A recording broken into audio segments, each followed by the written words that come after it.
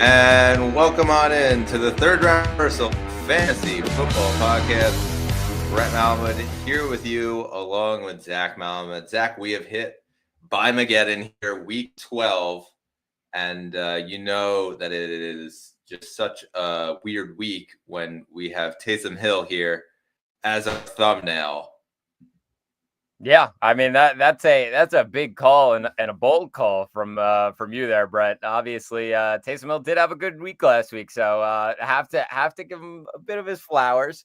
But yeah, it's crazy that we're in week 12. I mean, this season flying by, and we're just a couple of weeks from the playoffs, Brett. Trying to squeak some of my last couple of teams into a playoff spot. So very exciting time right now. Yeah, certainly a crazy week, and trying to piece together a lineup in a week where there's just a ton of guys on buys and a ton of out there and a ton of guys that are projected like 5 points, and you're like, okay, well, I kind of have to put them in my lineup because I don't really have a choice. And so in our league, I'm going to be starting, I think I'm deciding between Raheem Mostert and Zach Charbonnet, and it's like, they're both backups, and maybe one of them falls in the end zone, and we're talking about only a couple carries for each of them. So yeah, it's been a really difficult couple of days here trying to just piece together these lineups. Yeah, 100% agree. All right, let's jump right into it. Before that, subscribe to us on YouTube, wherever you get your podcasts, and give us a thumbs up. We jump in with the Pittsburgh Steelers as they took on the Cleveland Browns. And Zach, it snowed like crazy over there in the dog pound, and Jameis Winston had himself a day. Browns take the win 24-19. What were your takeaways here from this one?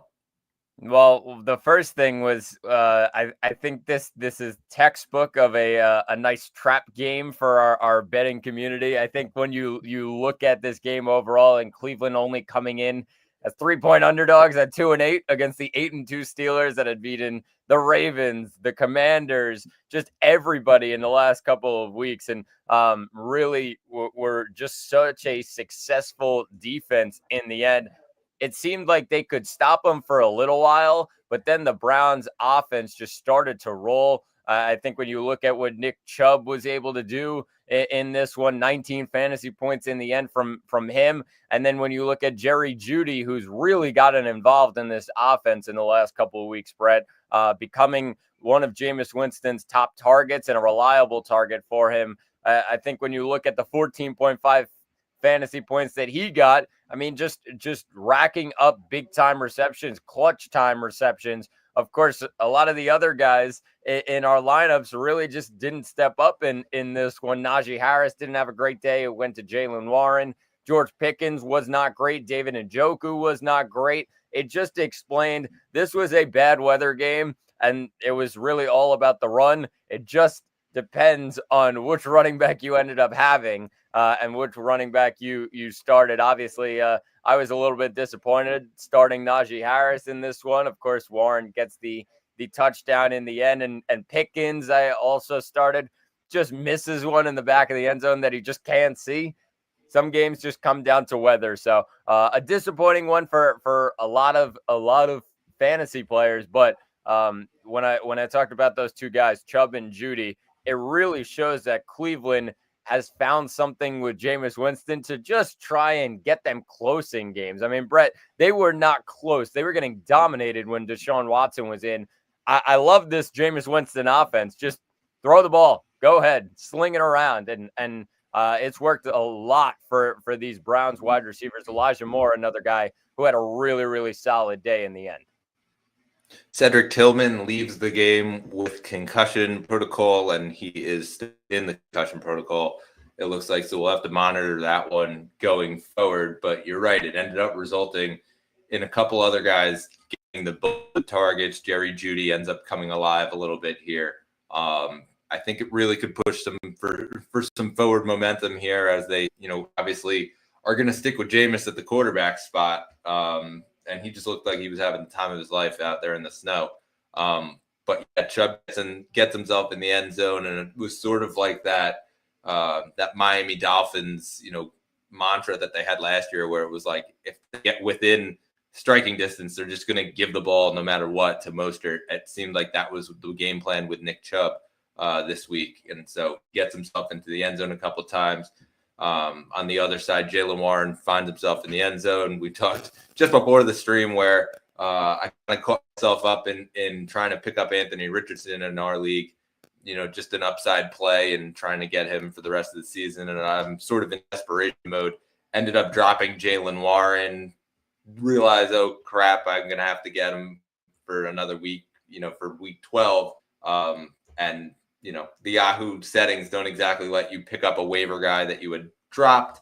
So I'm like, okay, I'll just wait till he becomes a free agent, clear, and then you snipe him and ends up going in your lineup. And so 15.4 points, gets the touchdown, and now here I am deciding between Charbonnet and Mostert. So yeah, crazy times. But the Browns are full steam ahead. I think that there's a couple different contributors that can take over, and obviously this was a game where Njoku really didn't have a bulk of the work. And so I think that, him moving forward, I'm not worried about him. But it might actually allow, James to spread a little bit more going forward. Yeah, 100%. And when you look at Jeudy, it was the guy that we're talking about. Like, I think he's kind of proving that, like, yeah, he's one of those solid options.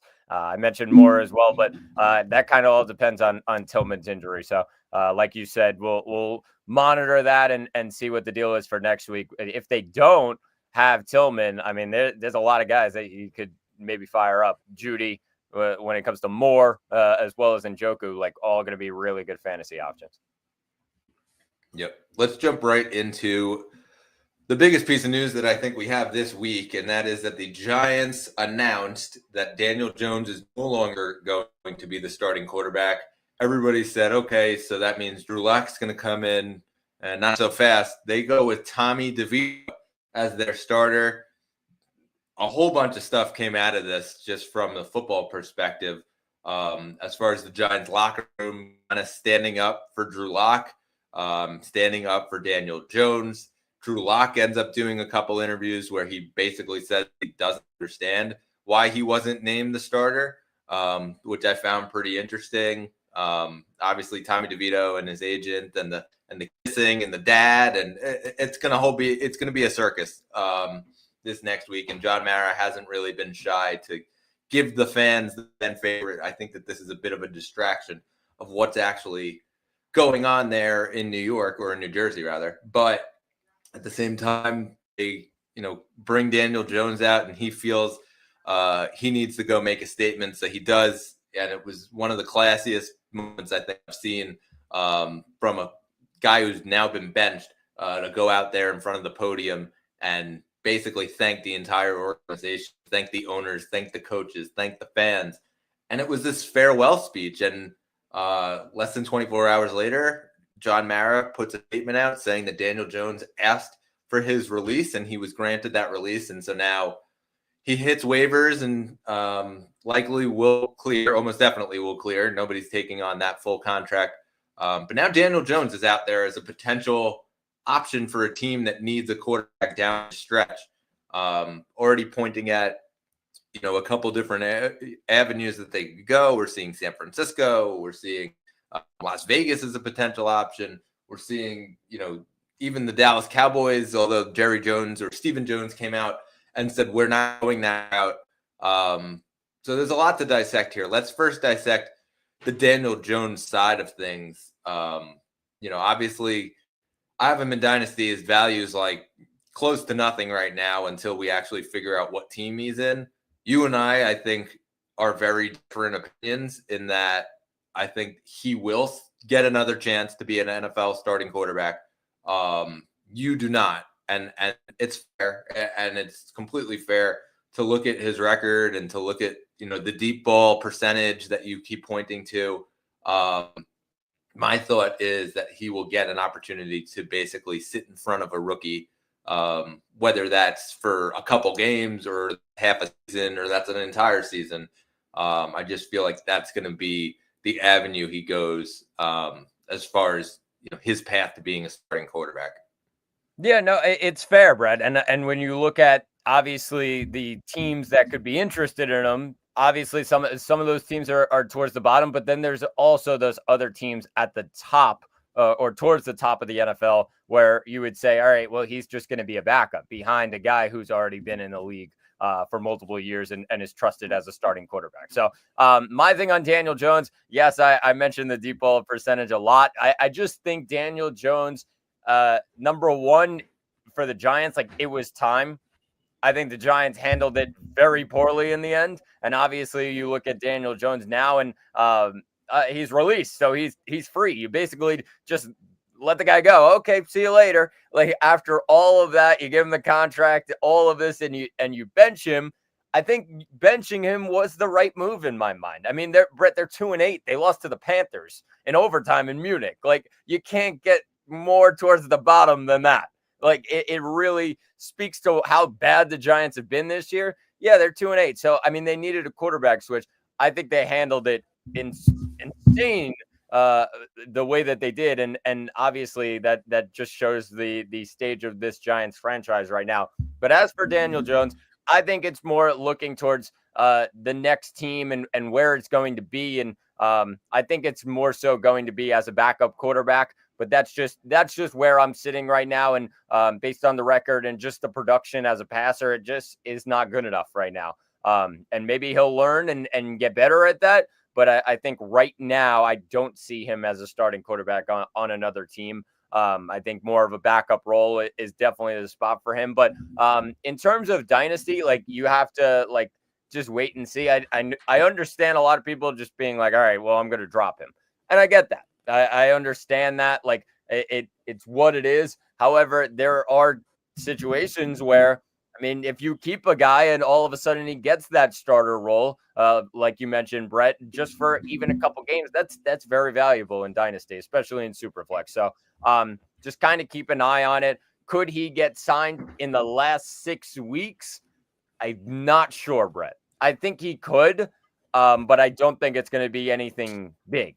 I think when you look at it, it's not going to be like, oh, well, he's in a starter role. Like it's just that's not going to happen in these last 6 weeks. But obviously, something to keep an eye on. I think this points more towards next season and just seeing where he ends up landing. I do think he'll end up on a roster somewhere. I don't think this is just the end of Daniel Jones. I think the player in there and the bigger thing that I look at is the culture guy, because nothing can be shoved under a rug. Like you can look at the record, the passing, everything.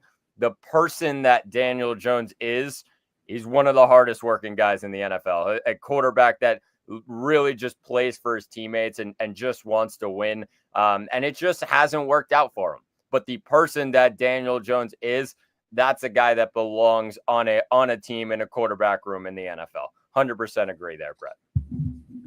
Yeah, and listen, I think that, like you said, this season it's going to be, he'll sign for a stretch run team.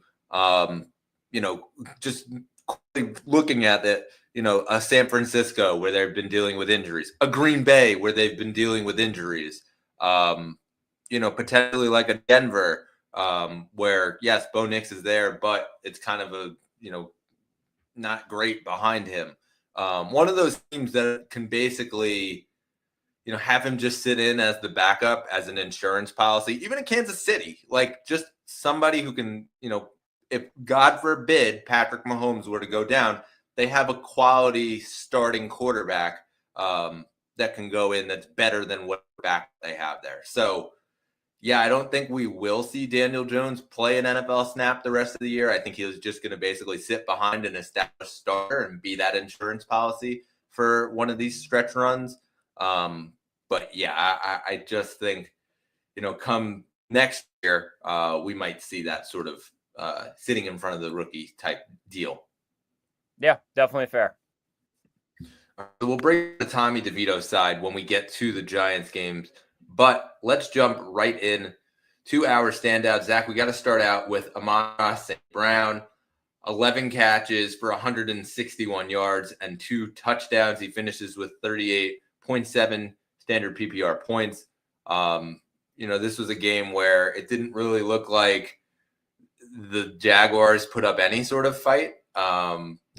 Lions had scored on every single drive, I believe it was, that they had, winning 52-6. And so Jared Goff had a performance in this one, but Amon-Ra seemed to be the biggest culprit of points here. Yeah, 100%. And Amon-Ra, obviously the target share has been very high up in the last couple of weeks, and that just shows like the trust that they have in Amon-Ra St. Brown. And I remember earlier in the year, people freaking out a little bit about Amon-Ra. Oh, all right, he's not that at the level just yet, and they give the ball to the running backs a lot. Yeah, they've focused very heavily on Amon-Ra this season so far, and obviously getting him the ball in this one against a terrible Jags secondary was a huge thing for this Lions offense, and obviously some improvements from Jared Goff, and really an unbelievable game for him in the end. Amon-Ra had a lot to do with that. 11 catches is ridiculous, and you're just seeing why Amon-Ra is one of the top in the NFL. So jumping to our next standout here, Joe Mixon, 20 carries, 109 yards, gets in a hat trick of touchdowns, 3 of them. Also had 2 catches for 44 yards on 4 targets in the air. Finishes with 35.3 standard PPR points. And Zach, I mean, I don't know if this is really Joe Mixon being really good, the Dallas Cowboys just being god awful. I think it's sort of a mix of both. And Houston is sort of had to change their formula. Obviously, Stephon Diggs goes down, and it looks like Nico Collins has just been banged up basically the entire season.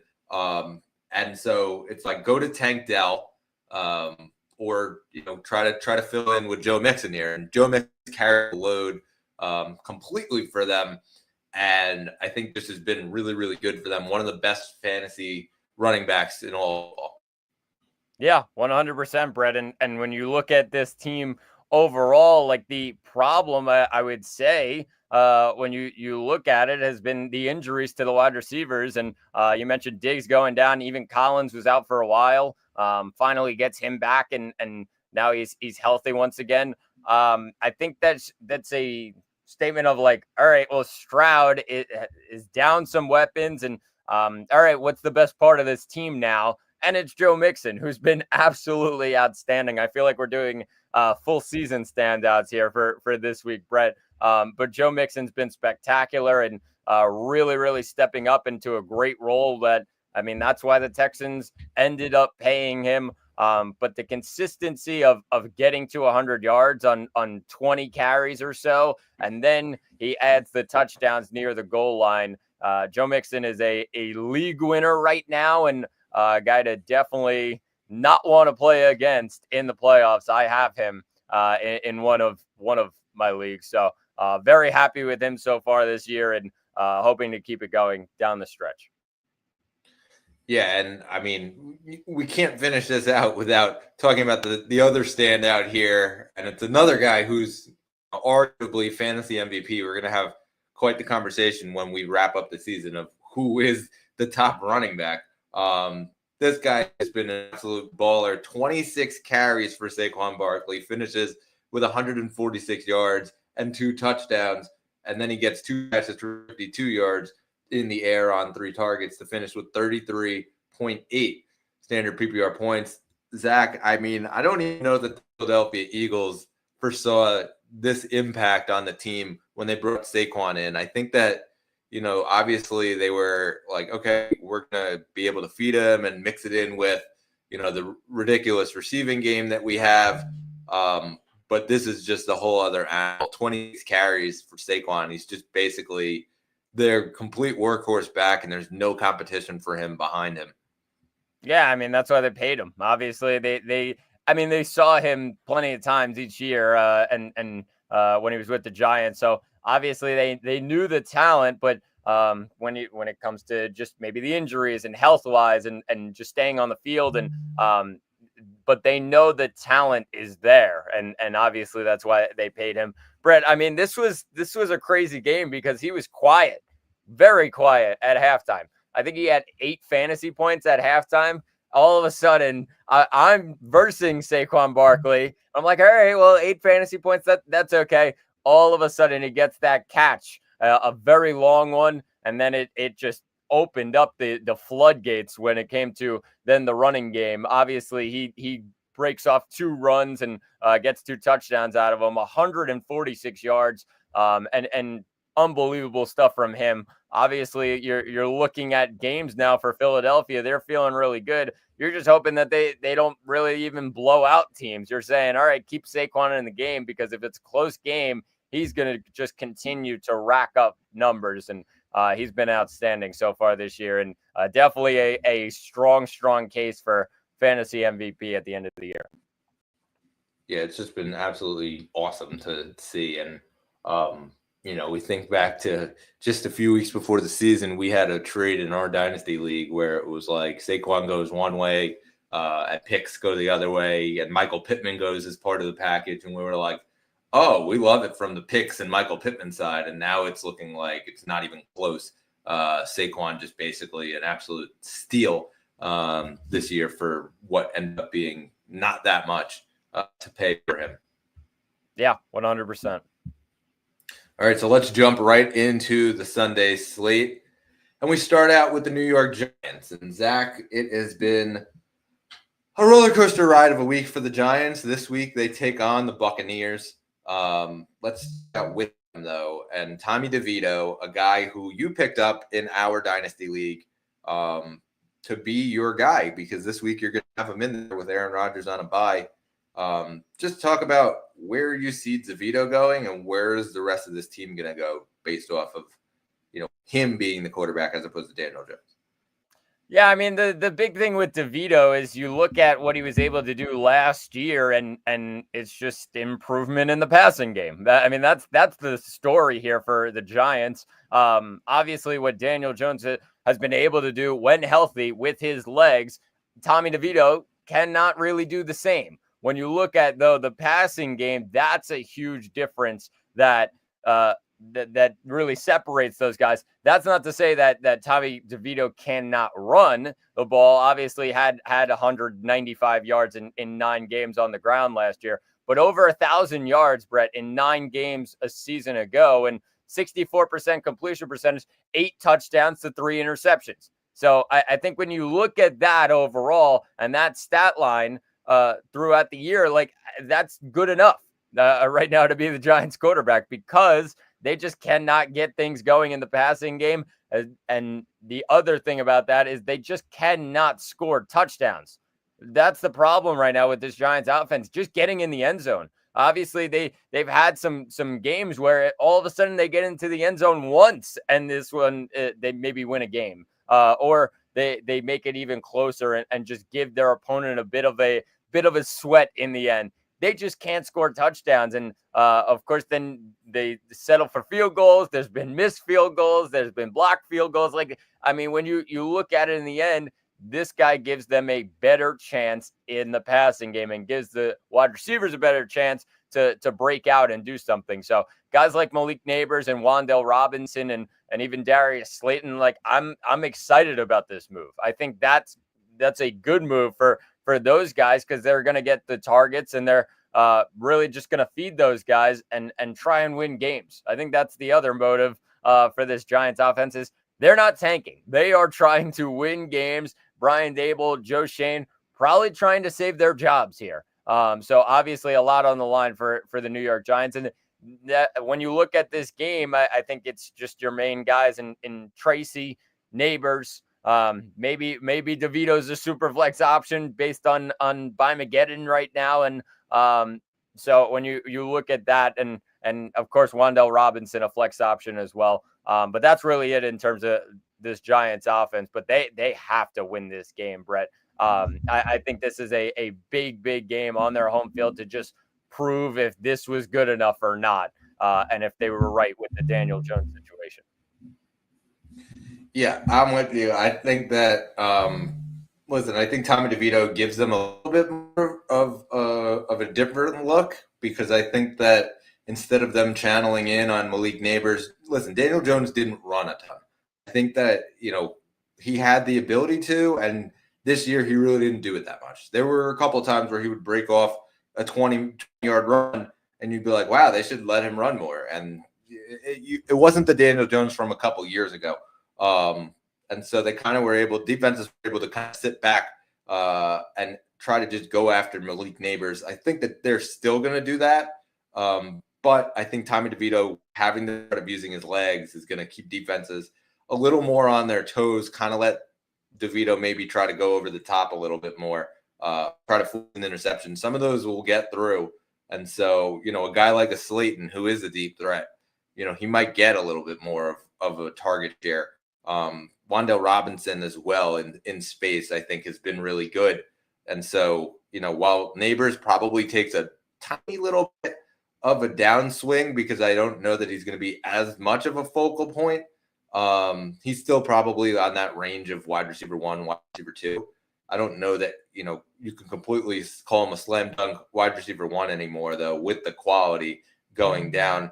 I think this actually, more than anything, Tyrone Tracy for me probably gets a little bit more of a boost. I think that he's been really good this year. They've really gone right with him. Dable seems to really like him over Singletary now, where at the beginning of the season it kind of looked the other way. I think that with the new quarterback coming in, they're going to obviously have to try to get him comfortable a little bit more. And so I could see them in the Tracy a lot.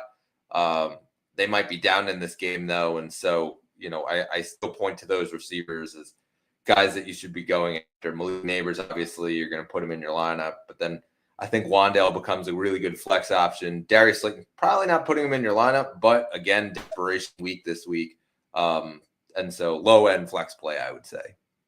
Yeah, no, definitely fair. And I think when you look at the other side with Tampa Bay, obviously the big story for them is Mike Evans is back, right? I think that's a massive add once again for Baker Mayfield and this offense, and will change just a little bit of this offense, I believe. I think when you look at the top 2 targets, it'll be Mike Evans and Cade Otton. I don't know how much of a split difference that'll be, because I do think Cade Otton will still get a load of targets at tight end, and he has in the last couple of weeks. But this Tampa Bay team is kind of on the spin right now, and four straight losses, and now they're coming off this bye week, and getting Mike Evans back, that's going to be absolutely huge for them. All the running backs, same as usual.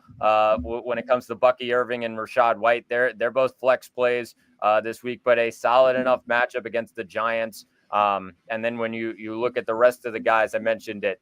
Baker's obviously a starter this week, and Evans and Otton should complete your lineup, and maybe even the Tampa Bay defense just sneaking around. Obviously, they've been a big streaming option this week, and they have a really nice schedule heading into the playoffs in the next couple of weeks. So definitely a defense to keep an eye on, Brett. Yeah, I always like my defensive philosophy. If you're not in a dynasty league that has defenses, there's a lot of dynasty leagues that don't have kickers, don't have defense, and I get that. Ours does, and so I don't really point to that unless you're going with just a streaming option.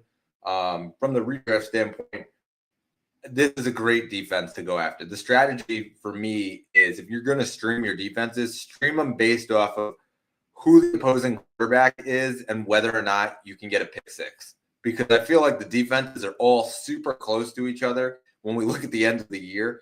Last year, actually, I think was an outlier where defenses were way more spread out as far as the number 1 defense to the number 16 defense, I think it was, from previous years. But chase the pick sixes. And so this is a week where there very well be a pick six. Tommy DeVito's first week in, and was the third stringer coming into this, and he'll have to throw the ball if they're down in the game. So everything points to, Tampa could have a day. And obviously the Giants offensive line has not been what it's supposed to been. Joe Shane in the offseason really went out and did a good job of bringing in some offensive line talent, and a couple of those guys get hurt, and now all of a sudden it's like the sky falls. Daniel Jones had no protection, and I don't the time is going to have much more. The escapability isn't exactly Mahomes like, and so we could have a couple sacks here for. And so, yeah, it's chasing the sacks and it's chasing those pick sixes. I think that is a really good option. As far as the other guys, yeah, Mike Evans is back. And I think that it's a must start. He's a wide receiver 1. You got to put him up in your lineup. The running back situation is pretty interesting for me. Rachaad White, I think in this sort of week, you could argue that both guys should be started, Bucky Irving and Rachaad White. Rachaad White, I would say, probably has more of an uptick than Bucky Irving, but I would say that in some weeks where I would say, oh well, Bucky Irving committee, and you're not going to start him in this sort of desperation sort of week, I think you probably can argue that he's a very solid flex option, if not running back 2, a very low end running back 2. Though both of those guys probably end up in the lineup. And then as far as the other receivers go, I would say a tight end, Cade Otton, tight end 1. Fire him up there. He's been really good and really reliable for Baker. And then you got Jalen McMillan, who I'd say, you're probably stashing him. I don't know that I would start him this week unless you are in that desperation sort of mood. Probably like a low-end flex option at best. Probably not starting Sterling Shepard. Probably not starting Trey Palmer behind them. And then Baker, I would say, is probably a super flex option. I don't know that I would upgrade him to a quarterback 1. So for me, I'm probably staying away in one quarterback leagues. But this could potentially be a big day for him if all goes well. But I don't know how much they're going to air it out, because I kind of just see them going ahead in the game and riding the 2 running backs to the end of the finish line. Yeah, I mean, it's fair, and obviously we'll see what happens. Obviously, the big thing for Tampa, I just mentioned their defense, and just looking ahead. Just quickly, Brett, Giants, Panthers, Raiders, Chargers, Cowboys, and then Panthers once again. And that's the rest of the season for fantasy football for the Tampa Bay Buccaneers defense. The toughest game is obviously the Chargers, but after that, I mean, when you're talking about playing bad quarterbacks, here you go. This is your schedule. So should be a really good defense to look at down the stretch if you haven't gotten them already. Yeah, certainly so. And let's jump right into our next matchup here. Detroit at Indianapolis. Zach, we talked a little bit at the top of the show about the Detroit Lions. And so, an absolute thrashing where they scored every single drive that they had. Now they got to play the Indianapolis Colts. I think it's just the same name of the game. Start your guys across the board. Goff, Gibbs, Monty, Amon-Ra, Jameson Williams, Sam Laporta. You're playing all those guys. Yeah, I mean, Sam Laporta has been the disappointing one of that group. And if you said that the Lions put up 52 points last week, and Sam Laporta was sadly out for that game, that was kind of one of those games where it just explains Sam Laporta's season so far. Just has not gotten in at the right time, and when he has been in, just really nothing happening or too much for Laporta. But keep believing, obviously. Still a guy in a very powerful offense, and could get the ball at really any time. So definitely a great matchup for Detroit here, and all of these guys are lineup locks right now, especially in this matchup in Indianapolis. Yeah, certainly fair. On the other side of the ball, Anthony Richardson is back at quarterback. Again, he looked fantastic last week, as we predicted that he would against the New York Jets, and that they can't stop a nosebleed against the run line. Actually held very true, as Anthony Richardson got into the end zone and scored a touchdown there. So now heading into this one, it's obviously a bit of a tougher matchup or playing against Detroit. They are playing in Indianapolis. But I would still fire up Anthony Richardson in those leagues where you have the bye week.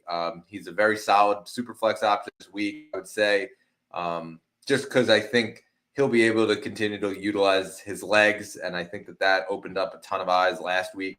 Hey, we should maybe let this guy, throw on the run and things like that and get him in motion. And he took off a ton of times because he was on a bootleg. And so I think that that's the name of the game. And they played a lot of read option against the Jets also. So that really bodes well for Jonathan Taylor. So, yeah, I would say Anthony Richardson, low end quarterback one, if not very high end, super flex option. Jonathan Taylor, you're rolling him out there and, top 5 option each and every week. As far as the receivers go, that's where it kind of is interesting for me. Josh Downs, I think, has clearly overtaken Michael Pittman as the number one option, and Anthony Richardson found him a couple times downfield. Josh Downs for me, wide receiver 2. Pittman's probably a very low floor.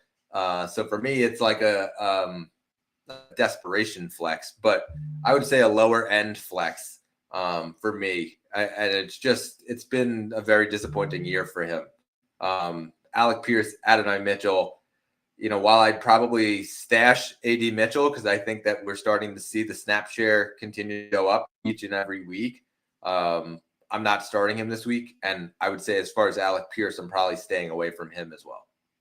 Yeah, I agree on all fronts. The one I'm worried about, and it is the guy that I picked up with you in one of my leagues, you picked him up in the other, is Anthony Richardson, just based on the matchup this week, Brett. Obviously, Detroit has been tremendous, and even with the injuries, this defense is so scary that it could be a long day for an offensive line that has not been great this year.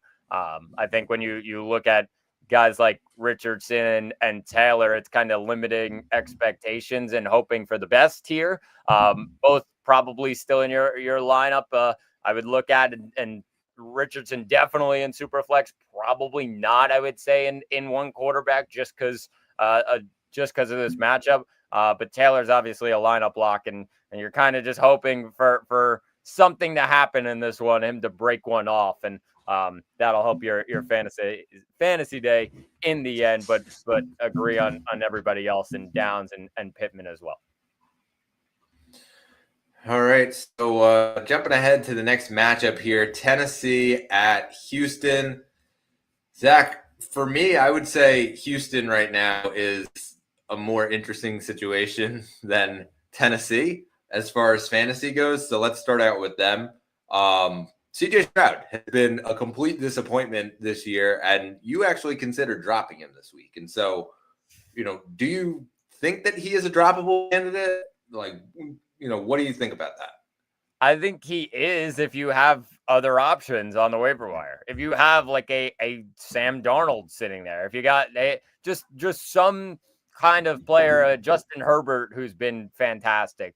I thought about some options, and obviously thinking about it in the end, I was like, well, Stroud's still a better option than those guys, than some of the options that I was thinking about, Brett. But even so, like, he's been bad. He's been very bad. And I think some of that has to do with the injuries to the lines and not being without Stefon Diggs and not being with, Stefon Diggs and not being with Nico Collins in the end. Like, those couple of games really hurt him. And the game plan changed from, all right, well, we don't have to rely on Stroud anymore, to let's just give the ball to Joe Mixon and see what he does. And that's, I think, this offense right now, Brett. Why wouldn't they go to Joe Mixon? He's been tremendous this year. So that does hurt Stroud's value. I'm kind of just looking for quarterbacks that are slinging it right now. And if you have, and you find one of those guys, then maybe you debate dropping CJ Stroud. Like, it's crazy to say that we would be saying that right now in week 12 and coming towards the playoffs, but he hasn't shown anything. So that's the one problem for me. But as far as Houston in this game, like, this should be a blowout in my mind. This should be like handled perfectly by Houston in this one. They get Nico Collins healthy again, and just getting him back to normal. And Joe Mixon's been tremendous so far this season. So those are really the two main guys that I'd be starting. And really anybody after that is just a desperation guy in the end. Because actually Tank Dell is another guy to keep an eye on, but he's more the number 2 right now and hasn't gotten the same productivity because of Stroud's struggles in the end. Might as well just give the ball to Joe Mixon and let him control the offense. Maybe he could play quarterback instead of CJ Stroud, Brett.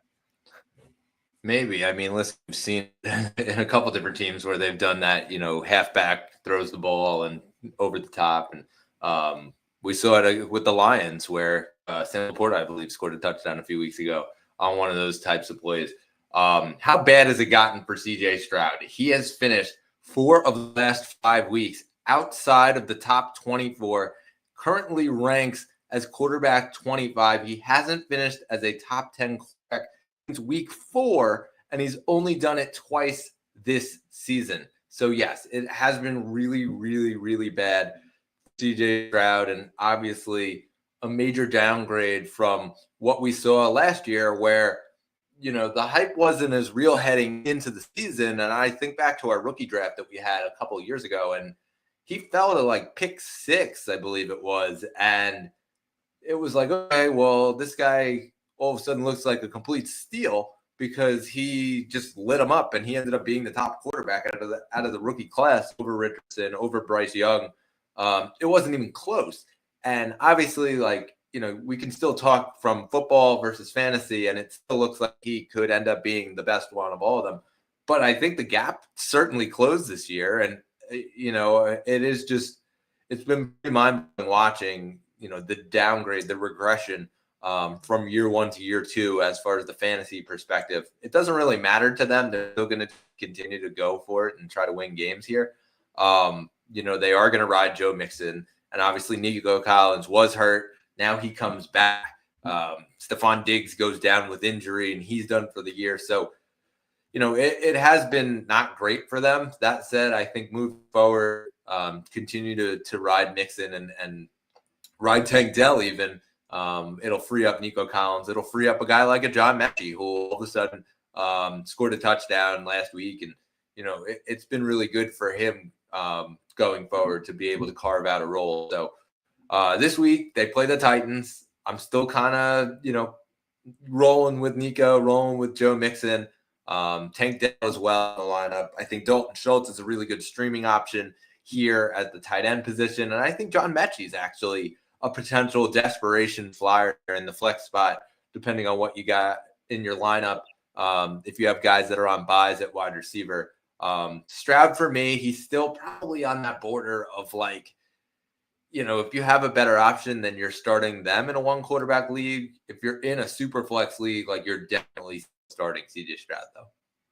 Yeah, 100%. And Brett on the other side, I'll look at the Titans, who, I mean, Will Levis is in a bit of a groove. He's been playing solid football compared to the guy on the other side in CJ Stroud. But I think Will Levis, it more comes down to the explosive plays, and that's where his points really come from. But he's a super flex option, nothing more than that. And then when you look at the running back room, obviously Tony Pollard was really, really good to start the year, and then has a bit of a dip, Brett, in terms of I think Tajay Spears just getting some touches has really gotten into Tony Pollard and hasn't been the same player that we saw towards the beginning of the season, Brett. I think that's a bit of a thing to monitor. Obviously, we're coming towards the playoffs, and a lot of trade deadlines have passed. So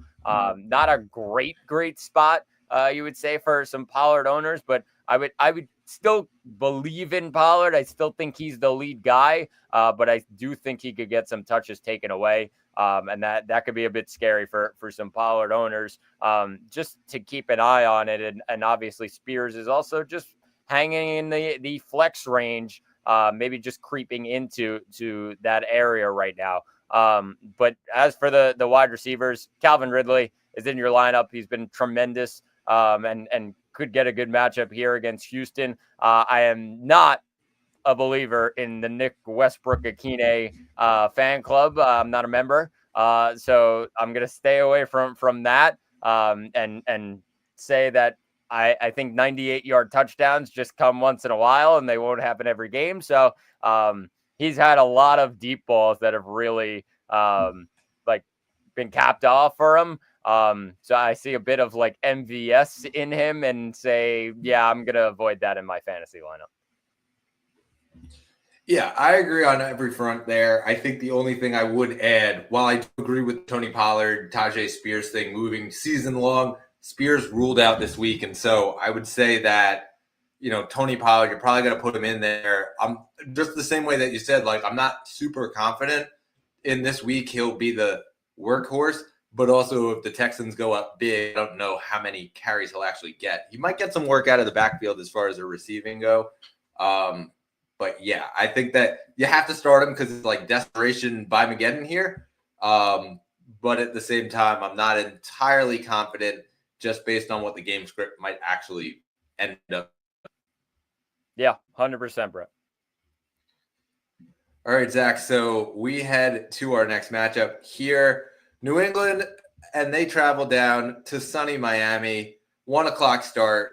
We've talked at length about the Dolphins, and start out with them here.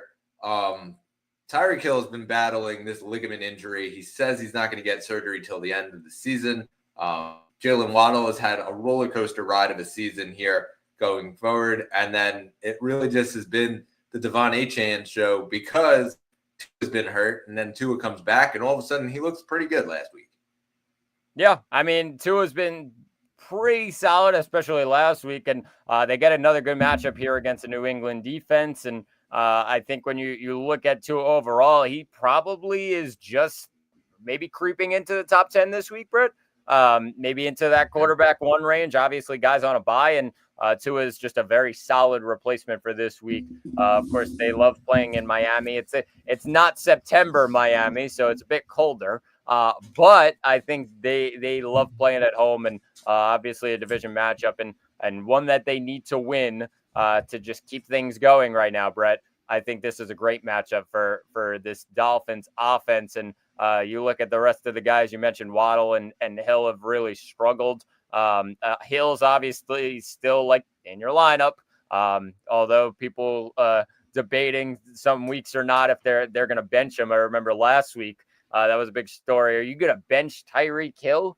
I don't think so. I still think he has the insane capability to just score at any moment in time in this offense. But as for Waddle, like he's just in flex range, and I don't blame you for benching him. Like he's just in a bad spot right now in this offense, and Achane's been really good. And then the last guy that I'm going to mention who has been tremendous so far this year, Jonnu Smith. Brett, where did this come from? I mean, a guy that we've heard of for years, but all of a sudden we look at Miami tight ends and we're like, I mean, we talked about Gesicki, I feel like a couple of years ago. We were like, all right, if he gets in the end zone, great. This guy is getting consistent targets for consistent receptions, consistent yards. He's really, really strong, and he gets a fantastic matchup this week against New England. Really, really great option here in this week with a lot of buys. And he's really in, I would say he's clearly in the top 10, maybe just in the top 7 right now, Brett, for tight ends in fantasy. It should be a great week for him.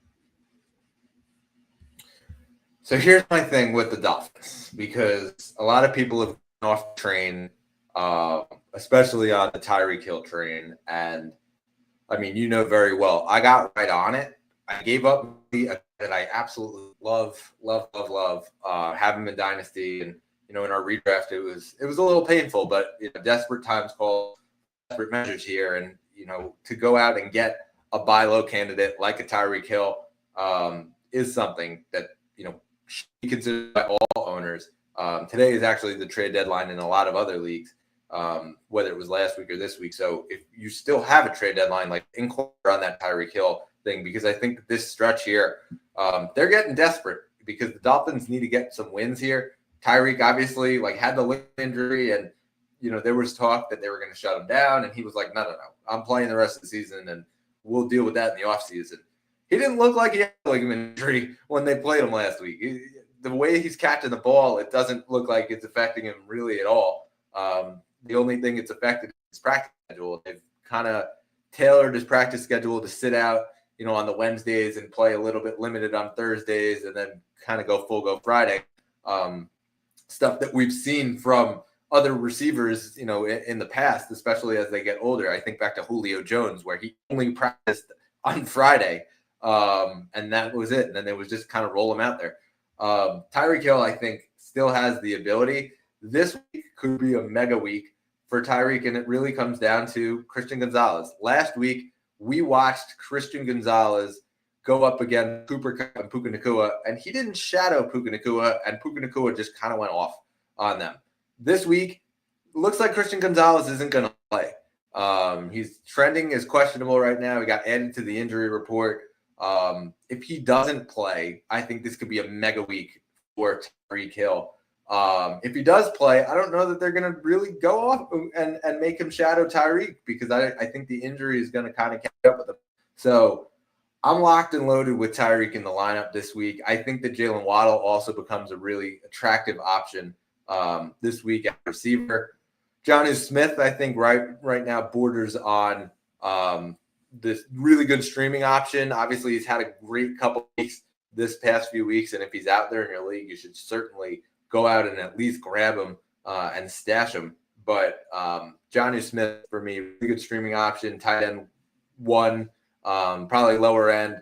And then Achane, you're putting him in there. Tua, I think, also becomes a intriguing option this week when there might be some buys that are out there. He's probably, a low end quarterback 1, not a very high end quarterback 2 super flex option. This could end up just being a really big week. And I'm also curious, not to say that Mostert, obviously, like, I have the decision to make of Mostert versus Charbonnet. And right now I'm kind of leaning towards Charbonnet. But it wouldn't shock me if Mostert ended up getting into the end zone on one of those carries just within the 5-yard line, and they kind of just play that game. This could be a game where the Dolphins pull their starters out early and kind of just let the rest of the team dictate it. Yeah, definitely fair. And Brett, on the other side, I look at Drake May and say super flex option, probably not in a quarterback 1 range. Obviously, the Dolphins have been a very tough defense so far this season against quarterbacks, and definitely they have to. When you look at it in the end, like, they're going to hone in on a rookie quarterback in Drake May and make him feel uncomfortable. So when you look at this offense overall, though, you're starting Ramondre.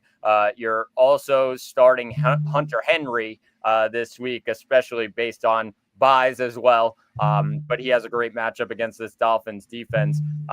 And then when you look at the rest of the guys, Pop Douglas is a flex option at wide receiver, as well as Kayshon Boutte is also a flex option this week against the Dolphins. But I think it's going to be a bit of a tougher matchup for this team. Probably not for a guy like Ramondre Stevenson, but against this pass rush, Drake May could have a bit of a long day here, Brett.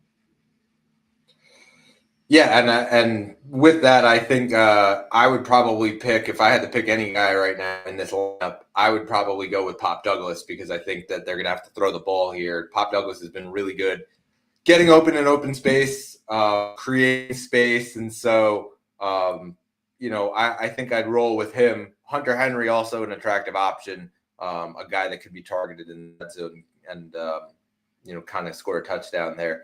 Drake May, like you said, super flex option. Ramondre, I would say probably in that running back 2 range. But yeah, I agree on the Boutte thing. I think that that could potentially be an option as far as a stash candidate, if not low end flex appeal. Zach, let's jump over to Dallas at Washington.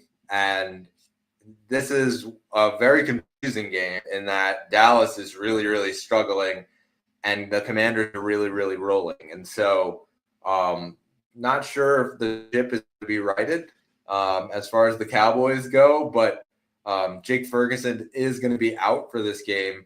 And so are you playing any of these guys here in your lineup? Yeah, I mean, with the exception of CD, obviously. Yeah, of course. Yeah, CD's in your lineup, and the other guy I would keep an eye on is Rico Dowdle, of course, because he's the top running back in this offense. But Other than those two guys, I don't want any part of it, Brett. I think when you look at this offense overall, it's been just really weak with Cooper Rush at quarterback, and those are the only two guys in my mind that have any chance of really putting up good numbers here. Yes, there's some very low end flex options, your Jalen Tolberts of the world, but like or even like one of the backup tight ends coming in for Ferguson. But I think it really just comes down to tough matchup on the road. They're in Washington. Washington's defense has been better in the last couple of weeks, and it's really just CD and Dowdle. And if those guys don't do anything on offense, then Dallas is doing absolutely nothing. So definitely something to keep an eye on. Yeah, I think that Jerry definitely is not very happy this week coming in. And I mean, listen, right now, Dallas has the 9th pick of the draft via Tankathon. And I don't know that that's high enough to get him another receiver up top of Travis Hunter, somebody who would obviously fit right in playing alongside CeeDee Lamb. And I don't know that that's high enough. And so they're going to have to get up a couple more picks. This could be a blowout, really, which is crazy. Washington is favored by 10.5 points heading into this game, which is insane to think about that we're talking about that and what could have been if we did the spread, 6 months ago.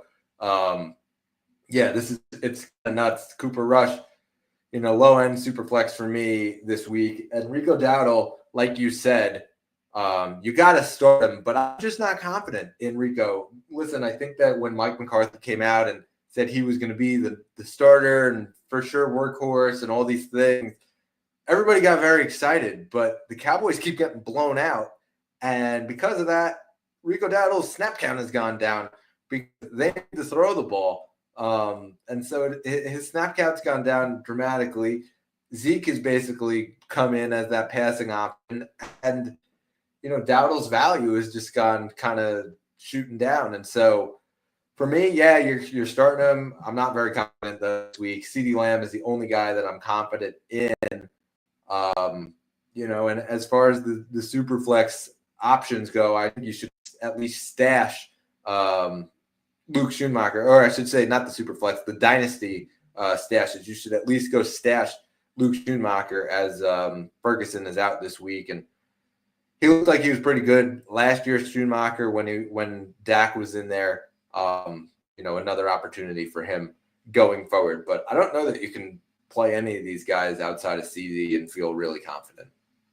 Yeah, 100% agree with you. And I'll take it to Washington on the other side. Pretty simple. Start your guys. I think when you look at what the running back room has brought, Brett, I think we just have two options here. I think Brian Robinson is more of the lead back that I would go with, especially in this game against Dallas, whose run defense is terrible. But I don't think he's going to get every snap, Brett. And I think when you look at this offense overall, Austin Eckler is going to get really involved. And I do think this is a kind of more by committee backfield than we thought at the beginning of the year. But I also think that they, in the passing game, can get the ball out wide to Austin Eckler. And I think that's really what they're looking for in Eckler. And that's a lot of PPR points to rack up. So that's something to keep an eye on, of course. But like I said, I think Robinson's more of the lead running back. I'd probably just sneak him just into high end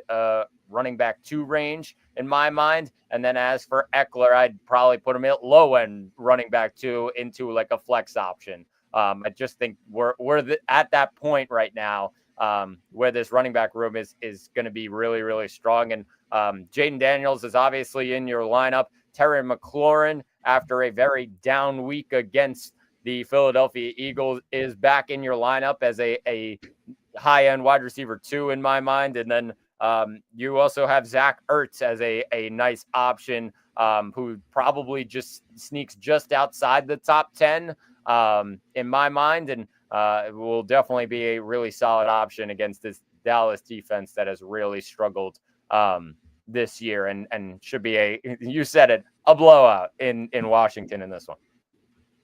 Yeah, it's pretty crazy. And Jaden Daniels, you're rolling him out there. Like I like the playing both running backs this week, and they both had a significant role. Again, if this is a blowout, both those guys will basically get a full workload as they get in the passing game and in the running game. Eckler is really coming to his own. I think that has been a really good addition for them, where it looked like it was going to basically just be a backup role. It's kind of this 1A, 1B sort of role that they have for B-Rob and for Eckler. So you're starting both of those guys, especially this week by Mageddon. Terry, you're rolling him out there. He has been very scary. And so you're probably putting him in that wide receiver 1 range. And then Zach Ertz. I think that Zach Ertz actually has just been super solid. And I talked about it last week from the Dynasty community where everybody was like, oh, Ben Sinnott. And now all of a sudden it's like, okay, well, I don't know if Ben Sinnott's going to have quite the role. It's kind of just been taken over by Zach Ertz. And so, yeah, I'm just kind of rolling with Zach Ertz. I think you got to start him this week because I think that this Cowboys defense just hasn't been good, especially over the middle. And so this could be another big day here for Zach Ertz going forward. Yeah, 100%. All right, so let's jump to the next one. We go to Chicago, where the Bears will take on the Vikings. Zach, let's start out with the Vikings and another running back tandem that has sort of gotten a full workload here. Cam Akers getting a nice chunk of carries there alongside Aaron Jones. And in this desperation week, are you starting both of them? I think it's interesting right now, and obviously a based on a lot of these bye weeks and everything, and trying to figure things out there. Aaron Jones just hasn't been like completely healthy, Brett. I do think he's still the lead back, and we'll get the bulk of the carries, and I think now getting back to a little bit of health, and he's got a matchup against Chicago that's pretty good here. Obviously, Chicago's been really good against the pass and against wide receivers, but versus running backs, they have not been great. So that's something to keep an eye on. I think Cam Akers is more of like a flex play in the end. Yes, he's gotten carries, and we'll see how much of a true committee this is. Just trying to see a healthy Aaron Jones and see what happens there. So that's something to obviously look at. And as for the rest of the guys, I look at the wide receivers and Justin Jefferson, obviously, in your lineup. Jordan Addison, more of a flex play here. And I said the Chicago defense has been very strong against wide receivers. So that's something to keep an eye on. And I think Sam Darnold, obviously a super flex option. I think he's just outside of, I would say, the quarterback 1 range. So probably not starting him in one quarterback leagues unless you really need to on a bye week. And then the last guy is TJ Hawkinson, been very strong this year, and something to look at as we head into a matchup against Chicago. Yeah, listen, I think that Sam Darnold's been really good this year. He was a guy that I was considering going and getting out in the trade deadline.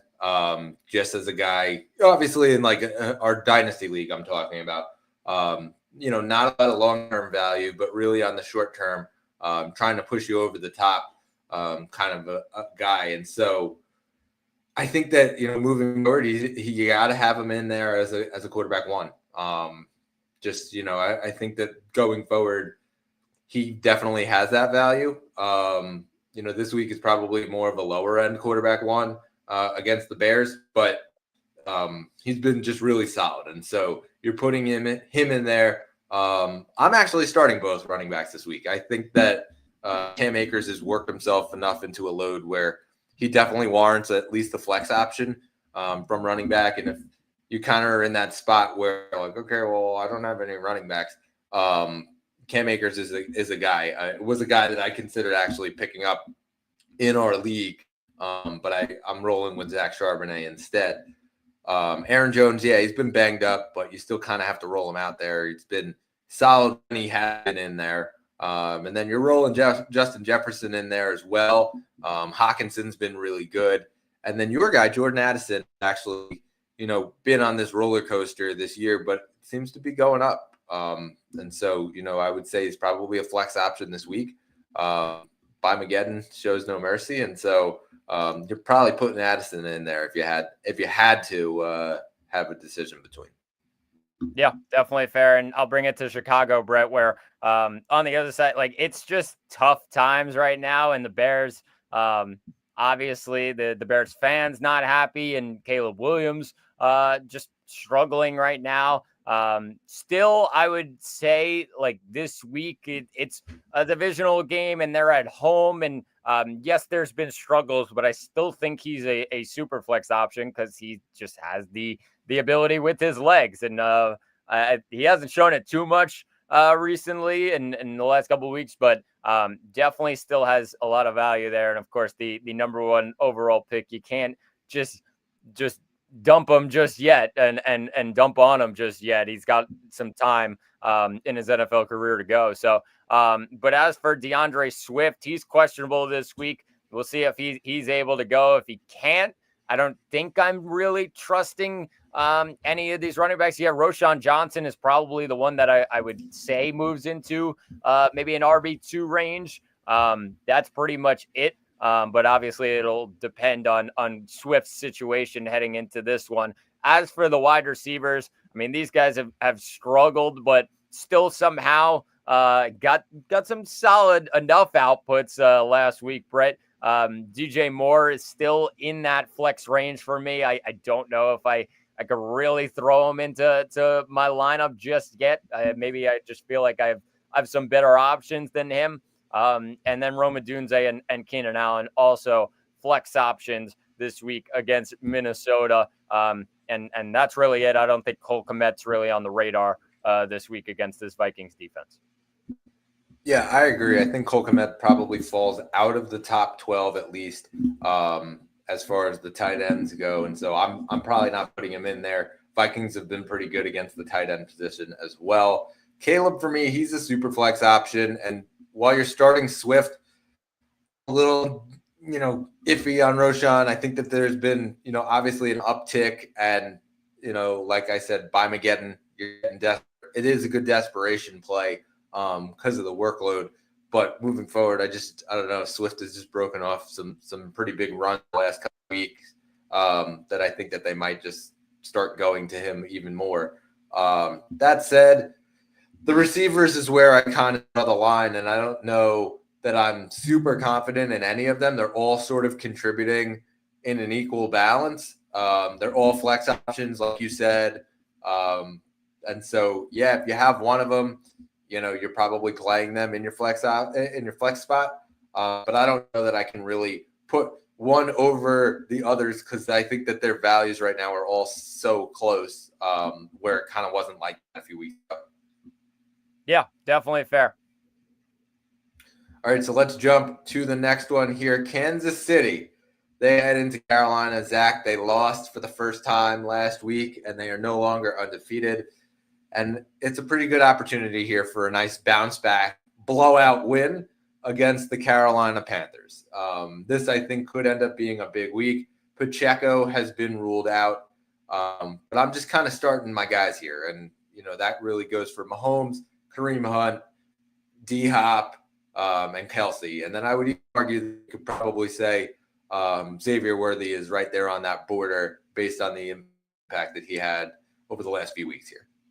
Yeah, I agree with you. And still Worthy would be in that kind of boom or bust kind of range and hit or miss. Yeah. Obviously has that value as a receiver. But agree with you on all fronts. This game, I mean, for a Chiefs team that doesn't cover this, they may win this game by 50, Brett. Obviously coming off the loss. Oh, are the Chiefs done? Are they not the best team in the AFC all of a sudden? Is Buffalo the best team? The Chiefs are probably going to say, well, don't do it to us again. You doubted us like 3 straight years, and look what happened. So all of a sudden, I think this one could just be a long, long day for Carolina. I also think that the reason I put Worthy in there is Carolina has not been good against the ball.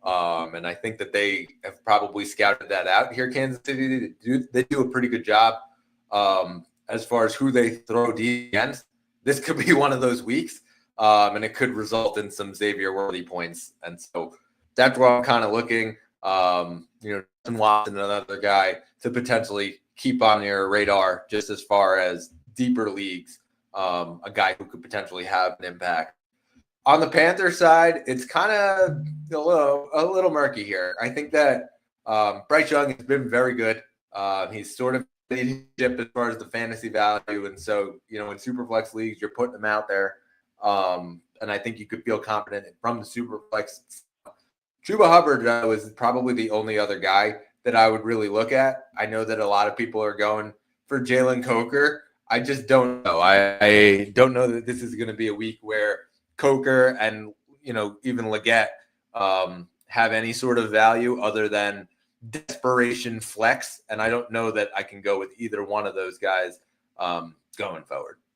Yeah, they're also going up against a Chiefs defense that's been one of the best in football this week. So that could be a long day for those guys. I agree with you. It's just Hubbard for me for Carolina this week. And he's just been very consistent. And no matter, he's really matchup proof right now.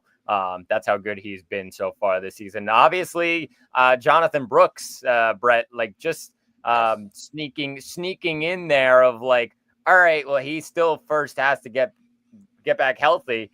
They just gave that contract to Chuba Hubbard. I mean, they got belief in Hubbard that looks like he could just be the really solid running back option here. And even with a guy like Brooks for the future, it could still be and end up being Hubbard's backfield. Definitely an interesting topic there. Yeah, Tottenham just scored.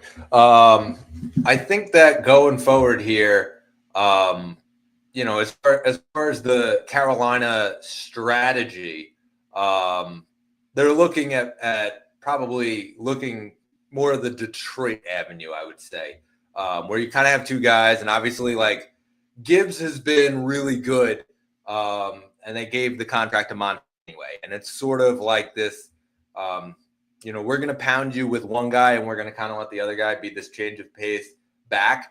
That's a little bit faster and a little bit, more able to be used in the passing game. I sort of see that that's where the Chuba Hubbard partnership is going to go forward. That's sort of where I see it lying. And so, yeah, I agree. I think that, going forward, people are going to get scared off by Jonathan Brooks. I wouldn't be scared off at all. He's going to have a significant role in this offense, but Chuba Hubbard also will have a significant role in this offense. I think they're going to kind of go two-headed monster the same way that Detroit goes. Yeah, definitely fair. All right, so let's jump right to the next one here. We head to the 4:00 window, Denver at Las Vegas. Zach, we were talking about the Raiders, and, this might be a really desperate move here. Alexander Mattison is listed as doubtful. Zamir White is also listed as doubtful. That puts Amir Abdullah in the driver's seat as the guy who could end up being the starter this week against Denver. I just think it's Brock Bowers, and I don't know that I can really be confident in an Amir Abdullah, in a Gardner Minshew. Just Brock Bowers. Yeah, Brett, I mean, it all depends on, obviously, your bye weeks and everything, and just desperation if you need it in the end. That would just be the only thing for Amir Abdullah. But, yeah, it's really just Brock Bowers. And even when you look at a guy like Jacoby Myers, who's just getting a lot of targets and really getting peppered with targets, this is a tough matchup. I'd still put him in. If I was a Jacoby Myers owner, just because of those targets and kind of who else is it going to between him and Bowers, that's really it. He's probably in that flex range for me, just sneaking into a low end wide receiver too. Yeah, certainly fair. I think that as far as the other side of the ball goes, Bo Nix has just been elite. And it's crazy to say that because everybody kind of knocked him heading into the season that he was going to be the worst of any of them. Why would the Broncos go make that pick? And, everybody laughed at Sean Payton when he said that we were honing in on him as the guy. And everyone was like, no, you weren't. You were looking at some of the other guys there. This has been a match made in heaven, perfect fit for this system. And it kind of just leads itself back to you could have a really good quarterback coming out of the draft like a Zach Wilson, but if you stick him in the circus like the New York Jets were, he's not going to succeed. We've seen that time and time again where like the quarterback goes into the wrong system and doesn't look good. I mean, we've seen it with Trevor Lawrence just in the last year, where it looks like he's going to not have his head coach be there next year, potentially not have the general manager there as well. And they're tasked with bringing somebody in who can basically play his system around Trevor Lawrence. And I think that it's really difficult for teams to operate that way. So, yeah, I think that, moving forward here, Bo Nix is a quarterback one until further notice. You're kind of putting him out there. The running back room is interesting because we saw Audric Estime take a step forward and everybody went and rushed to go get him. And we said it right here on this podcast. Like I didn't believe it for a second that Audric Estime was going to be this lead back with the fact that they have Javonte there. Sean Payton came out after the game. They asked him about that because it seemed like Estime had a backup role, if not even the third-headed role behind McLaughlin and Javonte. And he kind of just said, I don't know, we're just going to ride the hot hand. And they're all young. And he even forgot Audric Estime's name. It looked like for a second in his answer. Didn't exactly bode well. But I think this is Javonte's backfield. That said, I'm very confused by all of the backfield, who actually to play. Javonte, to me, where I would have said he's probably a running back 2, I think that I downgraded him a little bit. He's probably a very high-end running back 3, if not a flex option, just based on his talent alone. The other 2 guys I'm staying away from this week, I would say Courtland Sutton right now is probably the only receiver that I'm confident starting, and I think that the workload has been there. I've seen Von Vele, get a lot of play this week as far as flex options, and while I don't disagree with it, he's probably a lower end guy for me. Yeah, for me, it's just Nix, Sutton, and Javonte in my lineup for Denver. I think those 3 guys are really just the gist of what's going to happen with Denver each week, and just focusing on those 3 guys in a good matchup against Vegas. All right, jump into our next matchup here. Arizona, they travel to see the 12s and play against Seattle Seahawks. And so, Zach, let's start out with the Cardinals. And for me, it's start your guys here, Connor and Murray and Marvin and Trey McBride. And I'm starting all those guys. I think Trey Benson is an interesting option as far as desperation by Mageddon here as a potential option. And then I would probably put Michael Wilson in that, option as well. Definitely a stash candidate moving forward, as we've seen Marvin kind of go on his up and down roller coaster ride to start his career here. Yeah, 100% agree on all fronts, and should be a good matchup for them up in Seattle, whose defense is, been a little bit better and has improved a little bit, but still one of near the bottom of the NFL so far this season. Crazy. So, and on the Seattle front, sorry, I'm just distracted by this Tottenham game. Seattle front, I think that, you probably got to start Kenneth Walker, like slam dunk. You're starting him. Geno, I would say, is probably a low end quarterback 1. And I don't know that I would put him in the super flex range. I think he's probably still in that quarterback 1 range. He's been really good for them this year. Like I said, Zach Charbonnet for me, he's probably a desperation option, and knock on wood and cross your fingers and toes that he gets into the end zone. I'm not that confident in him, but I think that desperate times call for desperate measures. He didn't really get a strong workload last week. This could be a good one if they go up. And then as far as the receivers go, I think that all of these guys actually have some appeal. You're playing DK, obviously, as probably a wide receiver 1. JSN, he to me is a wide receiver 2. And then Tyler Lockett's actually really good. Didn't really have an effect last week, but certainly an option going forward here, especially as we hit by Mageddon. That's probably a lower end wide receiver 3 flex option here. I would say Noah Fant is probably off the radar for me this week.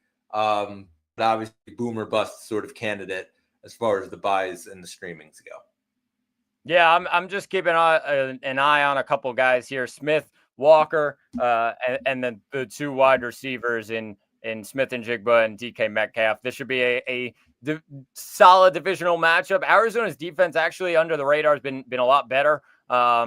So obviously they're coming in feeling good right now in first place in the NFC West, and big game on the road. But this offense with Geno at quarterback, they're going to be slinging the ball around, and those three guys, like I said, Walker, Smith-Njigba, and Metcalf are the three guys that I'm looking at, along with Geno, who sneaks into a nice high end, I would say, quarterback 2.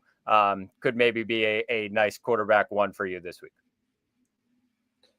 All right, so let's jump right to the next one here. Green Bay, they host the San Francisco 49ers in what should be an awesome game.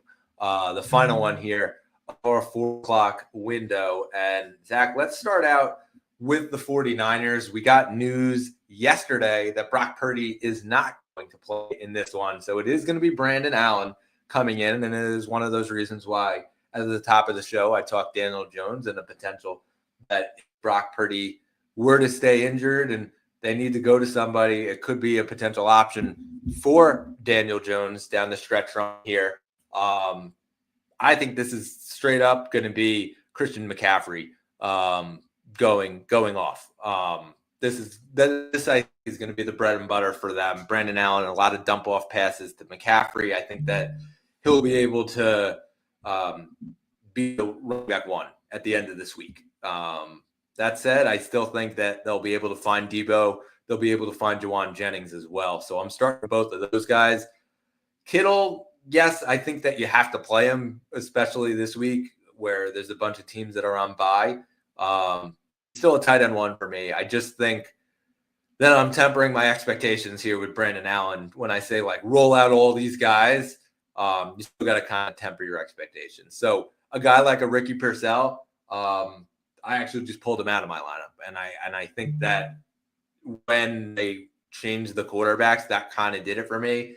And so, yeah, Zach, I'm going to be rolling out there with Waddle and Tyreek Hill and Jonnu Smith. So go Dolphins, I guess. Yeah, I mean, that's fair. I think when you look at the San Fran team, I think when you look at it, Kittle, Debo, as well as McCaffrey are the 3 guys. Jauan Jennings as well. Really involved in this offense. And even without Brock Purdy at quarterback, I think all of those guys still get involved in this game. I know it's a bit of a tougher game now that you have to go up to Green Bay. And of course, the question mark heading into this one is how are they going to keep up with the Green Bay Packers in a snowy and cold Lambeau Field? I think that's the question heading into this one. But all of those guys, really solid options in the end. And then on the other side of the ball, it's Green Bay. And obviously, you got to roll out with Jordan Love, quarterback 1, must start. Tucker Kraft, I think, is a tight end 1 as well. And Josh Jacobs, you're playing him.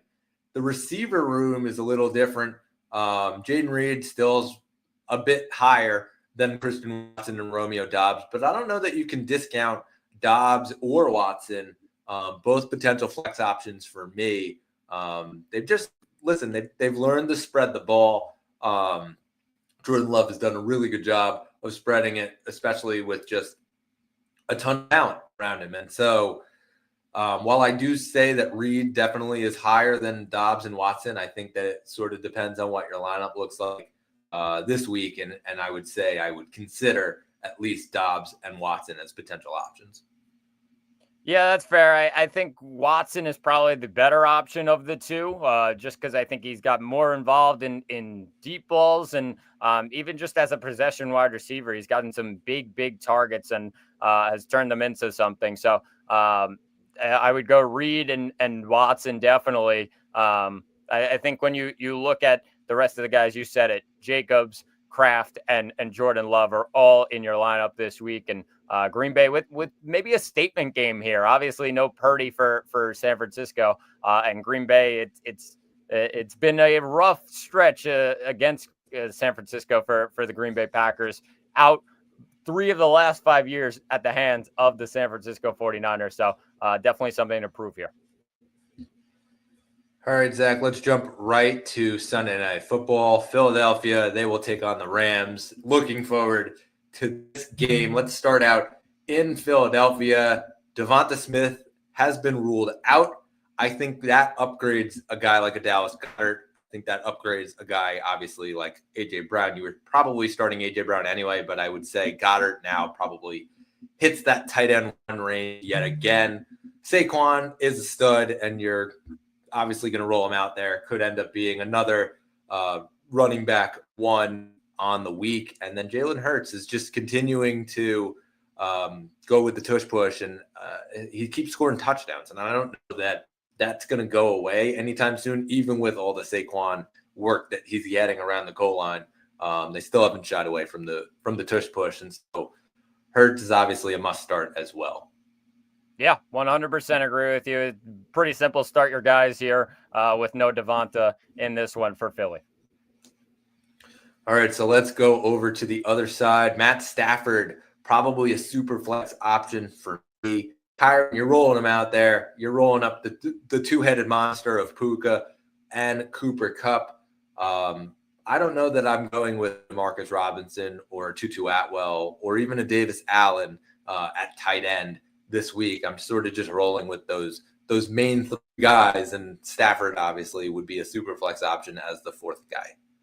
Yeah, 100%. And really just relying on those top guys to get their job done. And Matthew Stafford in a good spot right now. I mean, I understand like super flex, and some people even like as a streaming option looking at Matthew Stafford. Like Philly's defense has been really, really strong, especially on this win streak right now.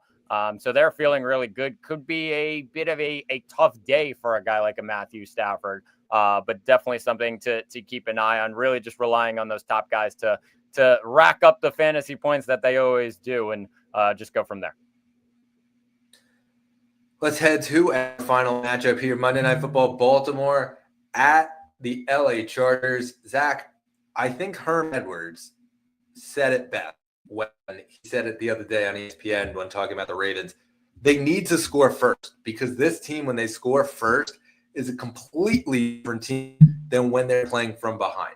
Derrick Henry has been an absolute animal when they've been up in games, and I think that that's sort of been their bread and butter here, where the team kind of has to, lean into Derrick Henry. The defense, the opposing defense, has to lean into Derrick Henry. It's freed up guys like Zay Flowers, like Mark Andrews, even Isaiah Likely. And so in this one, I'm rolling out all those guys. I think that is going to be a focal point for the Ravens, is score the first points and go up. So Lamar, Derrick Henry, Zay Flowers, Mark Andrews, you're starting all of those guys. Probably not starting Likely unless it's like a tight end premium league, and you're sort of in a different mood right now. Rashad Bateman, I think, becomes a pretty interesting option as a flex guy, wide receiver 3-ish. And even Justice Hill, I think, has started to come into his own. And so definitely a stash candidate for me. If anything were to happen to Derrick Henry, certainly a guy you want to go out and get as a Derrick Henry owner. You just kind of need those insurance policies here. Now, obviously, trade deadline has passed for a lot of these leagues, and you sort of just have to right your ship. If you are going to be one of those playoff teams, clog all those potential goals if one of your guys were to go down. And so for me, that's a guy I'm going out and getting, especially if I'm a Derrick Henry owner. Yeah, agree on all fronts, and really just those main guys, and Henry, Jackson, and you look at the other two, and Flowers and Andrews this week, all solid options against Los Angeles. And then on the other side of the ball, the Chargers, Justin Herbert has just been really, really good these last couple of weeks here, back into quarterback one range. So you are playing him. Dobbins, I believe, is a running back too, and you're putting him in there as well. Gus Edwards, I think, is a potential option here in Biomageddon week. Probably a lower end, but still a guy who potentially can get himself into the end zone if they get close. McConkey, I think you got to play him. I think you also got to play Quentin Johnston as well. Will Dissly has also been really good this week, and I think that he has found himself in tight end one range this week. Yeah, agreed on all fronts. Start your guys in LA, and they've been really, really strong. This offense has, and obviously a big win last week against Cincinnati, and trying to keep it going against Baltimore this week. All right, Zach, let's head into the final stretch here with our lock of the week.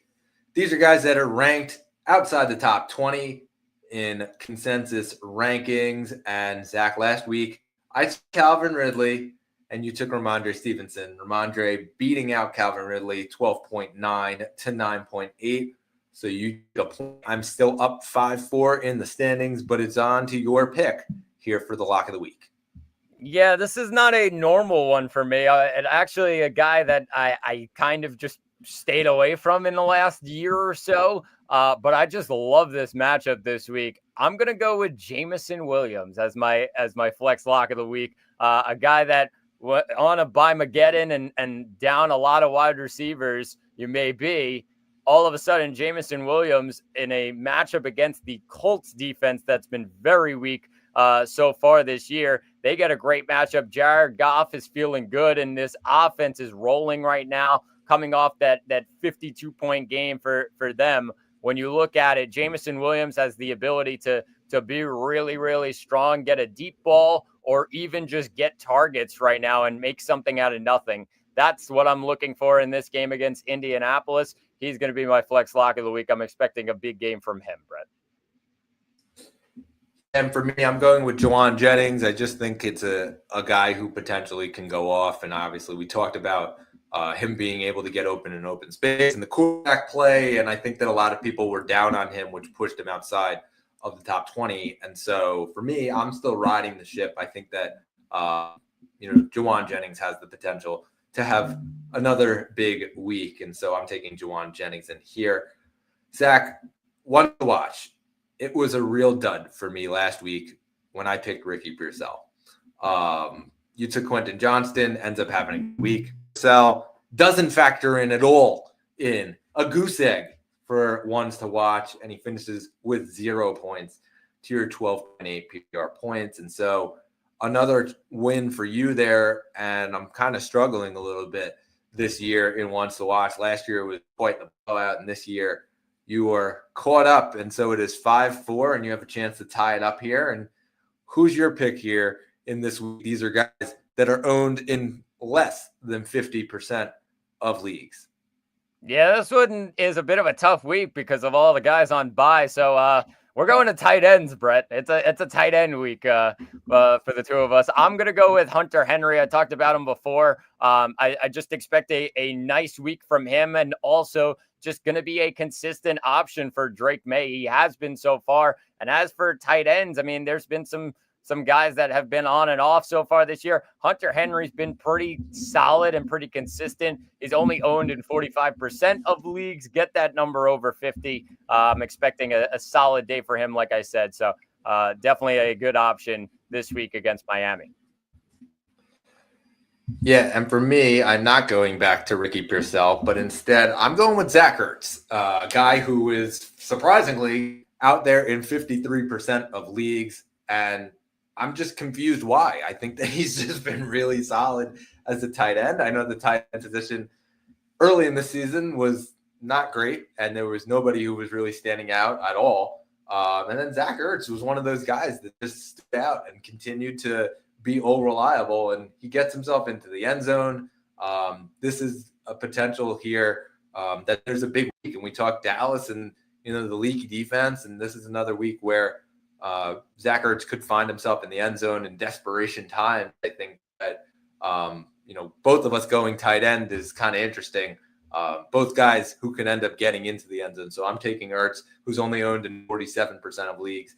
You're taking Henry, who is in 45% of leagues. But yeah, interesting that in Biden week, we both channel in with the tight end. Yeah, 100%. All right, so that will do it for this week. Zach, we are right into this final stretch here. We only have a couple weeks left in the regular season. Next week is week 13. Playoff preparations, insurance policies, and I think that that's sort of going to be what we're looking forward to in the next couple weeks here. Yeah, 100%, and looking for just some guys to keep an eye on, and obviously with a lot to look at this week, some really good matchups. It really should be interesting, bro. All right, so that will do it here on the Third Round Reversal Fantasy Football Podcast. For Jack Malaman, night is darkest before the dawn. We shall rise yet again. We will catch you on the next one.